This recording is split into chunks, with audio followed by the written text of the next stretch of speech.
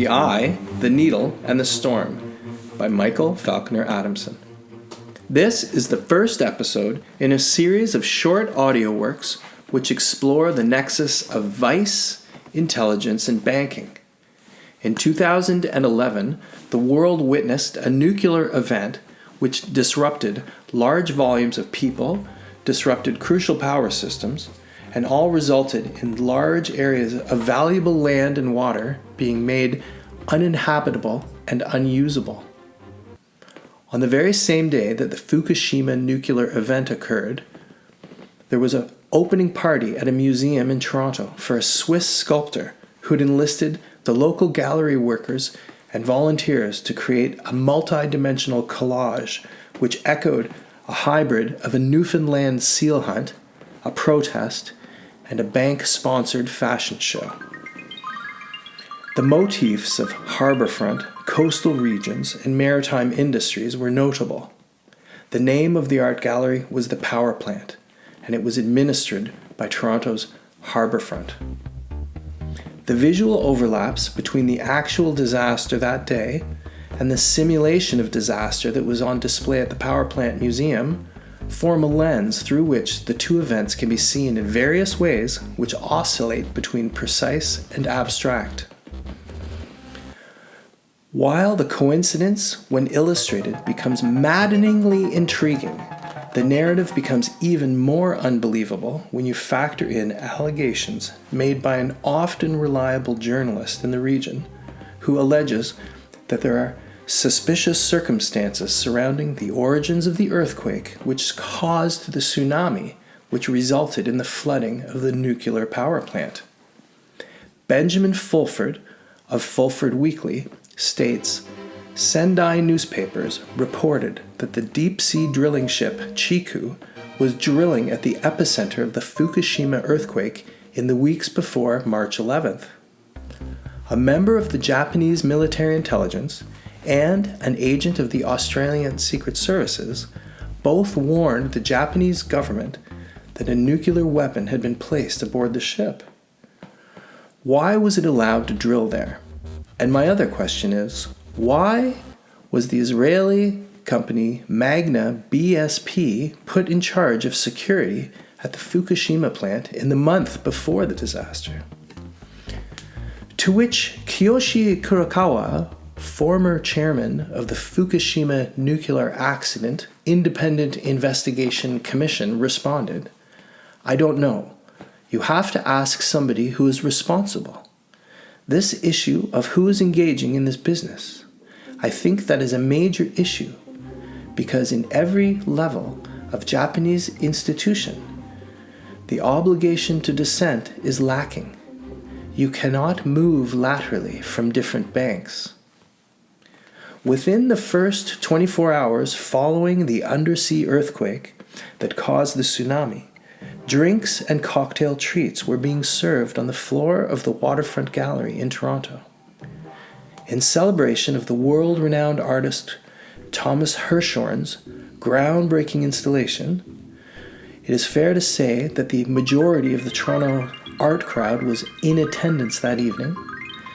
This all takes on potentially extra significance because the art communities of the Northeast as well as the West Coast have long been beta test sites for both ideological warfare and chemical experiments, as well as sites of exchange that involve money laundering and influence peddling. The scope and depth to which the Canadian art establishment is interlocked with the civilian, military, social engineering programs is a subject worthy of more research.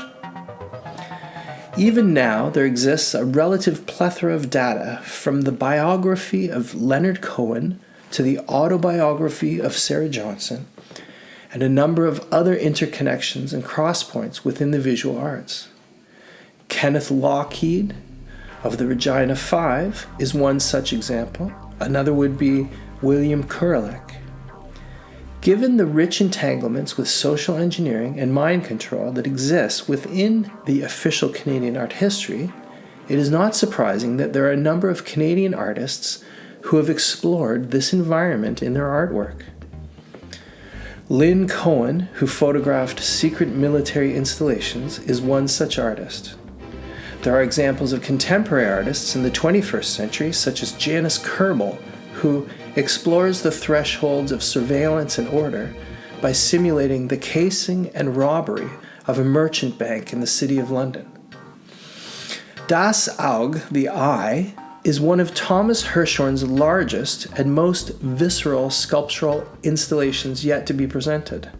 Selected to represent his native Switzerland at the 2011 Venice Biennale, Hirshhorn is renowned for his sprawling, immersive artworks that use everyday materials, found images from the news and mass media, and impassioned graffiti-like texts to engage audiences in actively thinking about politics and philosophy. Hirshhorn is interested in the aesthetics of political protest. Slogans, placards, political, provocative photographs, and in moving people to think and act critically in the world. What was the financial outcome of the Fukushima event? Cui bono? By mid-May 2014, TEPCO had paid 3,000 billion yen, which is 40 billion in American dollars, in compensation, fairly evenly split between businesses and individuals. Based on decisions of the Nuclear Damage Compensation Loan and covered corporation and covered by loans from the NDLF fund. Some 16 billion of this was distributed evenly among 85,000 evacuees. Around $200,000 per person, including children, as directed in early 2011. In July 2015, the government approved TEPCO's recovery plan, including compensations payments of 7,000 billion yen, which amounts to 57 billion US dollars, enabling it to receive more than 6,000 billion estimated in the original account. As of January 2021, the Fukushima accident evacuees had received 9.7 trillion yen in personal and property compensation. At the upper end of the energy and real estate sectors is a whole heap of money, some of which connects to and influences the high-end art world of museums.